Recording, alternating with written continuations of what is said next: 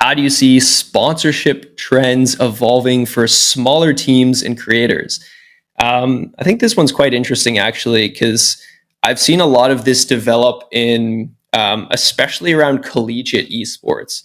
So imagine, a small college in, a smaller city in, say America. They build an esports team and they want sponsors. Who's going to sponsor them? They're not going to get Nvidia to come in and be a sponsor. They're not going to get, any of the big names. What often happens is they start to pitch to, say, local restaurants or, people in their community who are willing to sponsor. And so I've been seeing a big rise in sort of smaller sponsorships for smaller teams just by going out there, being willing to essentially knock on doors and sit down with people and say, hey, this is esports. Let me show you the numbers. Let me show you the viewership we can get you.